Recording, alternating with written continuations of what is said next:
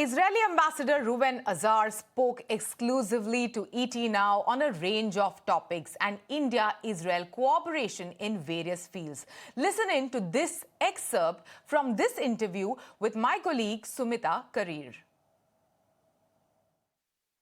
We want to advance on the trade agreement. We have sent the Indian side a TOR for negotiations. We hope that during this visit they will sign off to the TOR so we can have a clear time frame to finalize the trade agreement. For us, a trade agreement is important, not necessarily because we want to export more goods to India. Israel is not a manufacturing hub, but it's very important for the chains of supply. We want Israeli technology companies to source in India. We want Indian companies to come to Israel. And when you have free trade, this encourages companies to work. What are the key areas of cooperation that you expect to happen via this FTA? We have an issue with Israeli technological companies not present enough in this country. And we want to create a landing pad for them to come and work here when you have a trade agreement that facilitates that. And we are, we have initiatives to cooperate on quantum, on AI, and on many other things. Now, the last vertical we want to build, and we already started working on it, is the financial vertical. Right. The Tel Aviv Stock Exchange is negotiating with SEBI ways and means to facilitate the trade in financial assets. Many institutional investors in Israel are very interested in the Indian market. Right. And so far it has been very cumbersome to buy stocks here. So they want to do an agreement to streamline that.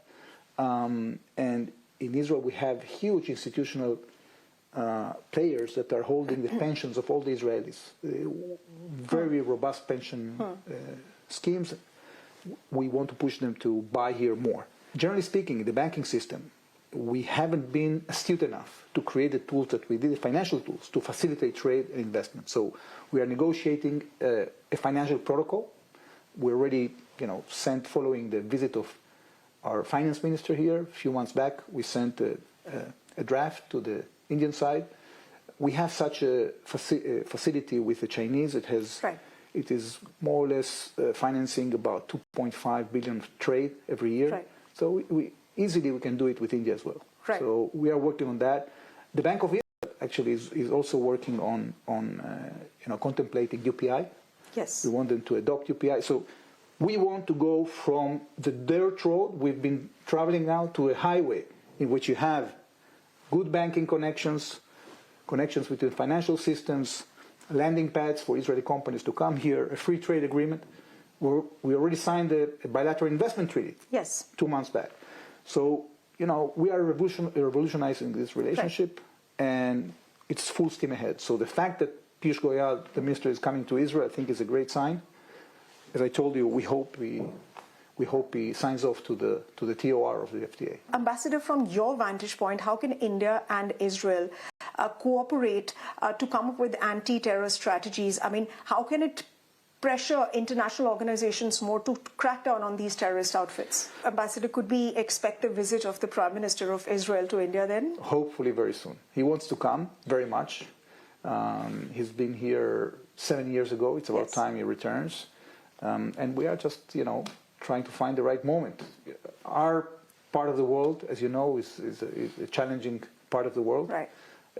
So the Prime Minister has to have the attention span that he needs in order to leave the country and go somewhere else. And I know that he wants to come here more than anything else. We have a diplomatic challenge because both in your case and our case, a lot of times terrorism is contextualized, and this is really a bad policy. I think the fact that we had this UN Security Council passed is a very important sign, because if you look at the language of the UN Security Council, you see that they are talking about a demilitarized Gaza Strip. When you look at the Trump plan, you see an element of de-radicalization. These are the things that we need from the international community. The fact that the United States is leading that is very important, and it's a step on the right way, but it's, it's a constant challenge that we have to face together. Ambassador, I want to also bring your attention, given the fact that there is that, safety challenge. However, Indian companies like, for example, the Adani Group, it has been, sort of investing in the Haifa port. The earnings have been great. Do you think that this visit of Minister Goel is going to pave way for further more of those kind of investments and interests that will go into Israel? And how is Israel looking at sort of securing the interest and, of course, safety of these companies that are operating in the region? Well, the Israeli economic environment is pretty safe. For example, the metro projects. We are going to build a metro in Israel that is going to cost us about $40 billion. The first tenders are out there for Infra 1. We've been doing a lot of effort, our metro authority, to convince Indian companies to come and to apply for tenders. And their presence in Israel really are going to be a major change, because we need that competition in Israel. And I think that once we have all that Indian presence in Israel, it's going to also open the eyes of the companies to scout for technologies